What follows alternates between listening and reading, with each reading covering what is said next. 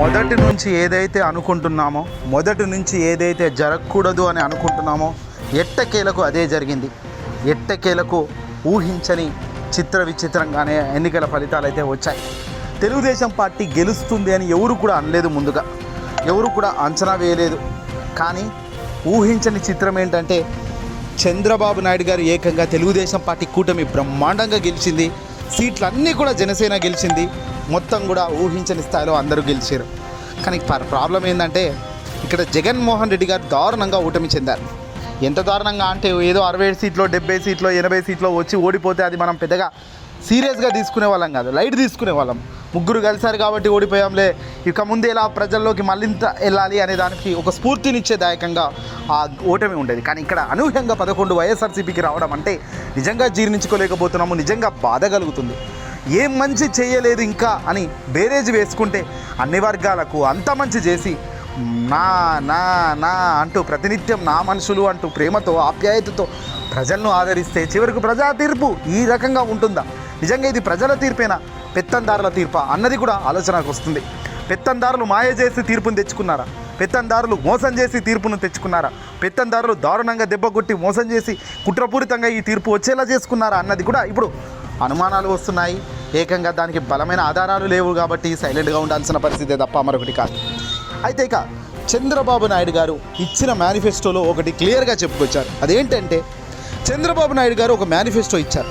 ఆ మేనిఫెస్టోలో ఫైనాన్షియల్ క్యాపిటల్గా విశాఖపట్నం ఉంచుతాము, ఆర్థిక రాజధానిగా అంటూ విశాఖపట్నాన్ని పెడతామన్నారు. మరి జగన్మోహన్ రెడ్డి గారేమో పరిపాలనా రాజధాని అంటే ఒప్పుకొని జనం ఇప్పుడు ఆర్థిక రాజధానిగా విశాఖపట్నాన్ని ఉంచుతాను అంటే దీనికి అర్థం ఏందయ్యా? చంద్రబాబు నాయుడు కూడా 3 రాజధానులకే ముందుకు అడుగులు వేస్తున్నారని. మరి 3 రాజధానులు నిజంగా నీకు వద్దనుకుంటే, 3 రాజధానుల నిర్ణయమే నిజంగా తప్పైతే మరి ఈరోజు కేంద్రం వద్ద కూర్చున్న చంద్రబాబు నాయుడు గారు ఎందుకు ప్రత్యేక హోదా ఇవ్వమని అడగట్లేదు? ఎందుకు ప్రత్యేక హోదా ఇస్తేనే మీకు మద్దతుగా ఉంటాము అని బలంగా చెప్పడం లేదు? ఇది అసలు సిసలైన ఆట.